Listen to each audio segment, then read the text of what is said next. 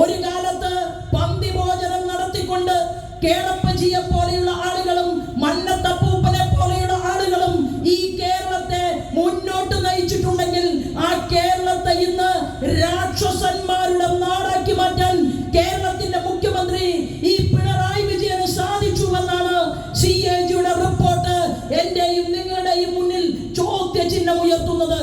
ഈ നാട്ടിലെ ഭാവി തലമുറയിലെ ചെറുപ്പക്കാരെ നശിപ്പിക്കാനായി ഈ മയക്കുമരുന്നിന്റെ ഏറ്റവും വലിയ അതിന്റെ തലപ്പത്ത് നിൽക്കുന്ന ആളുകൾ മുന്നോട്ട് വരുമ്പോൾ എന്താണ് നിങ്ങൾ സെക്ഷൻ ഇട്ടുകൊണ്ട് അവരെ നീതിന്യായ കോടതിക്ക് മുന്നിൽ കൊണ്ടുവന്ന് മുട്ടുകുത്തിക്കാത്തത് എന്നുള്ള ചോദ്യം അത് CAG ചോദിക്കുമ്പോൾ ആ ചോദ്യത്തിന് ഉത്തരം പറയേണ്ടത് MP രാജേഷ് ആണ്. നിങ്ങളല്ലേ എക്സൈസ് മന്ത്രി മിസ്റ്റർ രാജേഷ്? നിങ്ങളുടെ കുടുംബത്ത് ഏതെങ്കിലും ഒരു കുട്ടി 8 വയസ്സുള്ള ഒരു കുഞ്ഞ് ലഹരി മരുന്നിന് അടിമയായാൽ തനിക്ക് സഹിക്കുമോ? സഹിക്കില്ല. എന്നാൽ ഇന്ന് കേരളത്തിൽ 8 വയസ്സു മുതൽ ലഹരി മരുന്നിന്റെ കാരിയർമാരായി ഒട്ടനവധി കേസുകളിൽ പ്രതികളായി ഇന്ന് ബാല കുറ്റകൃത്യത്തിന്റെ അടിമകളായി ഈ കേരളത്തിന്റെ മണ്ണിൽ ചെറുപ്പക്കാരികളും മുന്നോട്ട് പോകുമ്പോൾ ഈ നാടിനെ നശിപ്പിക്കാൻ വേണ്ടി എക്സൈസ് ഉദ്യോഗസ്ഥന്മാർക്ക് വേണ്ട രീതിയിൽ ക്ലാസുകൾ പോലും കൊടുക്കാത്ത ഒരു സംസ്ഥാനമായി കേരളം മാറുന്നു എന്ന് CAG കണ്ടെത്തിയപ്പോ നമ്മുടെ MP രാജേഷ് ഒരു മടിയുമില്ലാതെ ഇവിടെ എന്തു ചെയ്തു? ബാറുകൾക്ക് 2 മണിക്കൂർ കൂടി സമയം നീട്ടിക്കൊടുത്തു. എന്നിട്ട് ഒരു മടിയുമില്ലാതെ മാധ്യമ പ്രവർത്തകന്മാരെ വിളിച്ചു കൂട്ടിയിട്ട് പറഞ്ഞു. എന്താ പറഞ്ഞത്?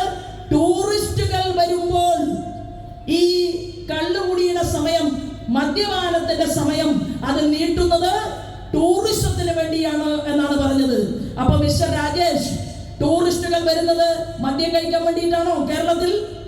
അതല്ല നിങ്ങളുടെ ലക്ഷ്യം. നിങ്ങളുടെ ലക്ഷ്യം ഭാര്യ അറിയാതെ ഒരു 2 പെഗടിച്ച് വീട്ടിലേക്ക് വരുന്ന കുടിയന്മാരുണ്ടല്ലോ, അവരെ നിങ്ങൾ മുഴുകുടിയന്മാരാക്കാനുള്ള വേറൊരു തീരുമാനമെടുത്തു. എന്താ തീരുമാനം? കുടിച്ചു കഴിഞ്ഞാൽ ആ കുപ്പി എവിടെയെങ്കിലും വലിച്ചെറിഞ്ഞ് നാളെ ഞാൻ ഇത് ചെയ്യില്ല എന്ന് ഭാര്യയുടെ തലയിൽ തൊട്ട് സത്യം ചെയ്യുന്ന മദ്യപാനിയെ വീണ്ടും കുടിയനാക്കാൻ വേണ്ടി കുപ്പി വീട്ടിലേക്ക് കൊടുത്തയക്കുന്ന നാണം കെട്ട മന്ത്രിയല്ലേ കേരളത്തിൽ MP രാജേഷ്? ആ കുപ്പി കൊണ്ടുപോയി തിരിച്ചു കൊടുത്താൽ പൈസ കിട്ടുമെന്നുള്ള തീരുമാനമുണ്ടാക്കി 12 മണി വരെ കുടിച്ച് 10 മണി കഴിഞ്ഞാൽ അത് കഴിച്ച് നേരത്തിന് വീട്ടിൽ വന്നിരുന്ന ഒരു സാധാരണ മദ്യപാനി ഉണ്ടായിരുന്നുവെങ്കിൽ 12 മണി കഴിഞ്ഞ് ഭാര്യ വിളിച്ചാൽ 12 മണിക്കും ഭർത്താവിനെ വീട്ടിലേക്ക് കിട്ടാത്ത ഒരു സാഹചര്യമാണ് കേരളത്തിന്റെ മണ്ണിൽ നിങ്ങൾ ഉണ്ടാക്കിയത്. നിങ്ങൾ ഗുജറാത്ത് കണ്ടില്ലേ? 18 കോടി ടൂറിസ്റ്റുകൾ ഗുജറാത്തിലേക്ക് പോകുന്നുണ്ട്. ഓരോ വർഷവും 18 കോടി ടൂറിസ്റ്റുകൾ ഗുജറാത്തിലേക്ക് പോകുമ്പോൾ അവിടെ സമ്പൂർണ്ണ മദ്യനിരോധനമാണ്. സമ്പൂർണ്ണ മദ്യനിരോധനമുള്ള ഗുജറാത്തിൽ 18 കോടി ആളുകൾ ആ നാട് കാണാൻ വേണ്ടി ചെല്ലുമ്പോ നമ്മുടെ കേരളത്തിന്റെ എക്സൈസ് മന്ത്രി പറയുകയാണ്, ഇവിടേക്ക് ടൂറിസ്റ്റുകൾ വരണമെങ്കിൽ 10 മണി മുതൽ 12 മണി വരെ ഈ സമയം നീട്ടിക്കൊടുക്കണം. ഭർത്താവിന് ഭാര്യയോടൊപ്പം ഇരിക്കാനും കാണാനുമുള്ള സമയം നിങ്ങൾ നഷ്ടപ്പെടുത്തി. കുട്ടികൾക്ക് അച്ഛനെ കാണാനുള്ള സമയം നിങ്ങൾ നഷ്ടപ്പെടുത്തി.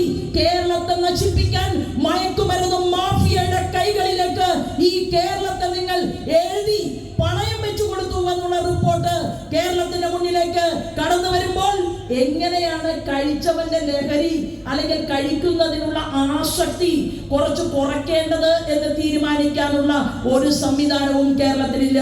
പണ്ട് തൃശ്ശൂർക്കാരൻ ഒരു ലോലപ്പൻ നമ്പാടൻ മാഷ് ഉണ്ടായിരുന്നു. നമ്പാടൻ മാഷ് പൊതുയോഗത്തിന് ചെന്നിട്ട് പ്രസംഗിക്കും. പല രാഷ്ട്രീയക്കാരുടെയും പ്രസംഗം നമ്മൾ കേൾക്കുമല്ലോ.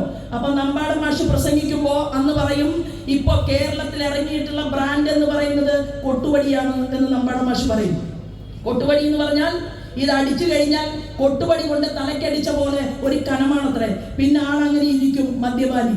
എന്നിട്ട് പിന്നെ നമ്പാടൻ മാഷ് പറയും, ഇപ്പൊ അന്ത്യക്രിസ്തു ഉണ്ട് എന്ന് പറയും പ്രസംഗത്തില്. അന്ത്യക്രിസ്തു എന്താ? അടിച്ചാൽ 3-ാം ദിവസമാണ് ഉയർത്തെഴുന്നേൽപ്പ്. പിന്നെ പറയും ആനമൈക്കി ഉണ്ട് ഒരു ബ്രാൻഡ്. മാഷുടെ പ്രസംഗമാണ്. ആനമൈക്കി എന്ന് പറഞ്ഞാൽ അടിച്ചാൽ പിന്നെ ആനയെ പൊക്കാൻ വല്ല നിർവാഹമുണ്ടോ? അതുപോലെയാണ് അത്ര ഇത് കഴിച്ച ആളുടെ അവസ്ഥ. അങ്ങനെ അദ്ദേഹം പറഞ്ഞ് ഒരു 8 ബ്രാൻഡ് പറയും. അവസാനം പറയും, ഇനി എന്നാണാവോ ട്രെയിൻ എന്നുള്ള പേരിൽ ഒരു ബ്രാൻഡ് കേരളത്തിൽ ഇറക്കുക എന്ന് എനിക്കറിയില്ല. കുഞ്ഞുങ്ങളുടെ ഭാവി